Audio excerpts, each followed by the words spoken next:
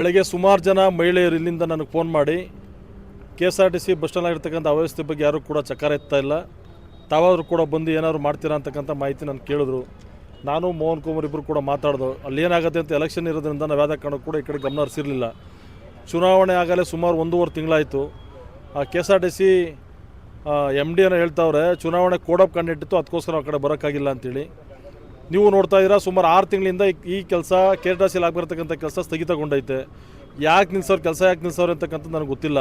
ಒಂದು ಸತಿ ಕಾಂಟ್ರಾಕ್ಟಲ್ಲಿ ಏನಾದ್ರು ಕೂಡ ಅನುಮೋದನೆ ಆದಮೇಲೆ ಏನೇ ಚುನಾವಣೆ ಇದ್ರೂ ಕೂಡ ಕೆಲಸ ಎಲ್ಲೂ ಕೂಡ ನಿಲ್ಲಿಸಿ ಅಂತ ಗೌರ್ಮೆಂಟ್ ಎಲ್ಲೂ ಕೂಡ ಹೇಳಿಲ್ಲ.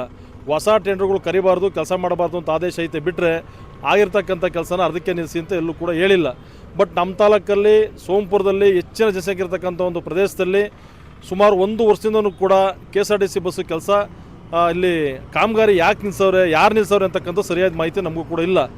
ಎಲ್ಲ ಜನಗಳು ಮಾತಾಡೋದು ಏನಪ್ಪ ಅಂತಂದರೆ MLA ಬಂದಿದ್ರಿ ಜಾಗಕ್ಕೆ, ಶಾಸಕರು ಬಂದ ಸಂದರ್ಭದಲ್ಲಿ ಇಲ್ಲಿ ಕಾಂಟ್ರಾಕ್ಟ್ ಮಾಡ್ತಾ ಇರ್ತಕ್ಕಂಥ ನರಸಿಂಹಮೂರ್ತಿ ಮತ್ತು MLA ಸ್ವಲ್ಪ ವಿವಾದಗಳು ನಡೀತು. ಶಾಸಕರು ಯಾವುದೇ ಕಾರಣಕ್ಕೂ ಕೂಡ ನಾನು ಹೇಳೋರು ಕೆಲಸ ಮಾಡಬೇಡಿ ಅಂತೇಳಿ ಆದೇಶ ಮಾಡೋರು ಅಂತ ಮಾಹಿತಿ ಐತೆ. ನಾನು ಶಾಸಕರನ್ನ ಕೇಳಿಕ್ಕೆ ಬಯಸ್ತೀನಿ, ಯಾವ ಕಾರಣಕ್ಕೋಸ್ಕರ KSRTC ನಡೀತಾ ಇರ್ತಕ್ಕಂಥ ಕೆಲಸ ನಿಲ್ಲಿಸಿದಿರಿ, ಇದಕ್ಕೆ ಕಾರಣ ಏನು ಅಂತಕ್ಕಂಥದ್ದು ನೀವೇ ಉತ್ತರ ಕೊಡಬೇಕು. ಆ ಕಾಂಟ್ರಾಕ್ಟ್ ಮಾಡ್ಕೊಂಡಿರ್ತಕ್ಕಂಥವ್ರು ಕೂಡ ತಾತ್ಕಾಲಿಕವಾಗಿ ಇಲ್ಲೇನು ಕೆಲಸ ನಿಲ್ಲಿಸಿದಿರಿ, ಸದ್ಯಕ್ಕೆ ಶೌಚಾಲಯ ಏನಾಗಬೇಕು, ಇಲ್ಲಿ ನಿಂತಿರ್ತಕ್ಕಂಥ ನೀರನ್ನು ಯಾವ ರೀತಿ ಹೋಗಲಾಡಿಸ್ಬೇಕು, ಇದನ್ನು ಯಾವ ರೀತಿ ಸ್ವಚ್ಛತೆಗೊಳಿಸ್ಬೇಕು ಅಂತೇಳಿ ತೀರ್ಮಾನ ತಗೋಬೇಕು ಅಂತಕ್ಕಂಥದ್ದು ನಮ್ಮ ಹೋರಾಟ. ಇದಕ್ಕೆ ನಾನು ಕೂಡ ಈಗ ಕಾಂಟ್ರಾಕ್ಟ್ ನರಸಿಂಹಮೂರ್ತಿಗೂ ಮತ್ತು KSRTC MD ಹತ್ರನೂ ಕೂಡ ಮಾತಾಡಿದ್ದೀನಿ. ಅವ್ರು ಸೋಮವಾರದವರೆಗೂ ಕೂಡ ಟೈಮ್ ತಗೊಂಡವ್ರೆ. ಇದನ್ನೇನಾದ್ರು ಕೂಡ ಸೋಮವಾರ ಆದಮೇಲೆ ಏನಾದ್ರು ಕೆಲಸ ಹಿಡಿಲಿಲ್ಲ ಅಂತಂದರೆ ಇದೇ ಜಾಗದಲ್ಲಿ JDS ಮತ್ತು BJP ಎಲ್ಲ ಕಾರ್ಯಕರ್ತರುಗಳು ಕೂಡ ಸೇರಿ ಒಂದು ಹೋರಾಟವನ್ನು ಮಾಡಿ ನಮ್ಮ ಸಂಸದರನ್ನು ಕರೆಸಿ ಇದು ಯಾಕೆ ಸ್ಥಗಿತಗೊಂಡೈತೆ ಅಂತಕ್ಕಂಥ ಮಾತನ್ನು ಮಾಹಿತಿ ತಗೊಳ್ಳೋದಕ್ಕೆ ಬಿಡಲ್ಲ. ನಾವಿಲ್ಲೇನು ಸ್ವಂತಕ್ಕೋಸ್ಕರ ಏನು ಕೇಳ್ತಾ ಇಲ್ಲ. ಸಾರ್ವಜನಿಕರು ಈ ಸ್ಥಳದಲ್ಲಿ ಯಾವ ರೀತಿ ನಿಂತ್ಕೊಳ್ಳೋಕೆ ಸಾಧ್ಯ, ಶೌಚಾಲಯ ಮೊದಲಂಗ ಚೆನ್ನಾಗಿತ್ತು, ನಾನೇನೇನೋ ಉದ್ಧಾರ ಮಾಡ್ತೀನಿ ಅಂತೇಳಿ ಆ ಕಾಂಟ್ರಾಕ್ಟು ಬಂದೆಲ್ಲ ಕಿತ್ತಾಕಿ ಇವತ್ತಿರ್ತಕ್ಕಂಥ ಶೌಚಾಲಯ ಕೂಡ ಅಧ್ವಾನ ಮಾಡೋರು. ಅಟ್ಲೀಸ್ಟ್ ಶೌಚಾಲಯನ ತಾತ್ಕಾಲಿಕ ವ್ಯವಸ್ಥೆ ಮಾಡಿ KSRTC ಬಸ್ ಸ್ಟ್ಯಾಂಡಲ್ಲಿ ಪಬ್ಲಿಕ್ ಪ್ಲೇಸಲ್ಲಿ ಇರ್ತಕ್ಕಂಥ ಶೌಚಾಲಯ ಕಿತ್ತಾಕಿದ್ಮೇಲೆ ಅದು ಸರಿಯಾದ ವ್ಯವಸ್ಥೆ ಮಾಡಿ ಅವ್ರು ಬೇರೆ ಕಡೆ ಕೆಲಸ ಹಿಡಿಬೇಕಾಗಿತ್ತು. ನಾವಿಲ್ಲಿ ಸುಮ್ಮನೆ ಯಾರ ಮೇಲೂ ಕೂಡ ಗೂಬೆ ಕೂರಿಸೋಂಥ ಕೆಲಸ ಮಾಡಲ್ಲ.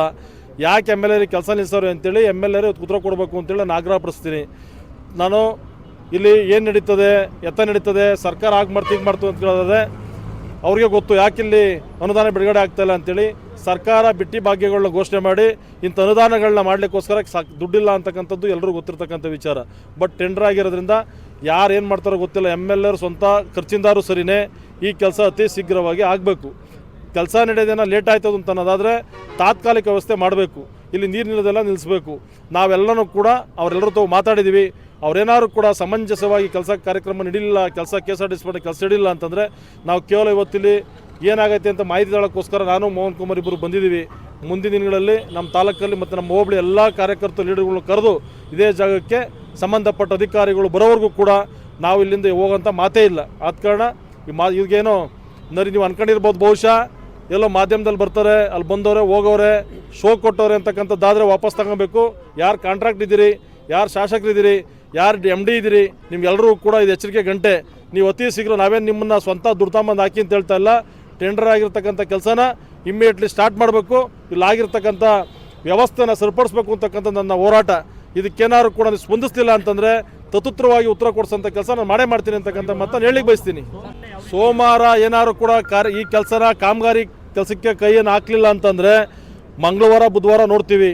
ನಮ್ಮದು ನಾಳೆ ಪ್ರಧಾನಮಂತ್ರಿಯವರು ಪ್ರಮಾಣ ವಚನ ಸ್ವೀಕಾರ ಕಾರ್ಯಕ್ರಮದಲ್ಲಿ ನಮ್ಮ ನಾಯಕರು ನಮ್ಮ ಸಂಸದರು ಅಲ್ಲಿರೋದ್ರಿಂದ ಅವ್ರು ಬಂದಮೇಲೆ ಅವ್ರ ಹತ್ರ ಮಾತಾಡ್ತೀನಿ. ಅಟ್ಲೀಸ್ಟ್ ನೀವಾರು ಕೂಡ ಗಮನ ಮಾಡ್ತೀರಾ ಅಂತೇಳಿ ಅವ್ರೇನೋ ಮಾಡ್ತೀನಿ ಅಂತ ಡೈರೆಕ್ಷನ್ ಕೊಟ್ಟರೆ ನಾವು ಅವ್ರಿಗೆ ಅಭಿನಂದನೆ ಸಲ್ಲಿಸ್ತೀವಿ.